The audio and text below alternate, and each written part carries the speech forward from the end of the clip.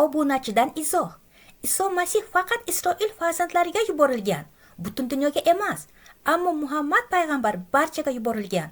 Do'stim, agar biror kitob haqida xulosa chiqarmoqchi bo'lsangiz, oqilona yo'l bir ikki oyatni olmay uni butunlay o'qib chiqishidir.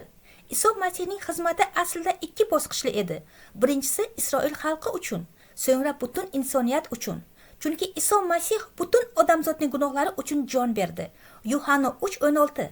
Xudo dunyoni shunday sevdiki, o'zining yagona o'g'lini berdi, toki unga ishongan har bir kishi halok bo'lmasin, balki abadiy hayotga ega bo'lsin.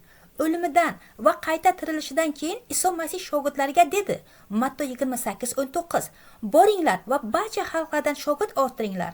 Ularni Ota, O'g'il, Muqaddas Ruh nomi bilan suvga cho'mdiringlar. Masihga ishonish yoki ishonmaslik bu sizning shaxsiy tanlovingiz. Lekin yodda tuting, gunohning jazosi o'limdir. Najotkorni rad etganlar gunohlari uchun o'zlari hukm qilinadilar.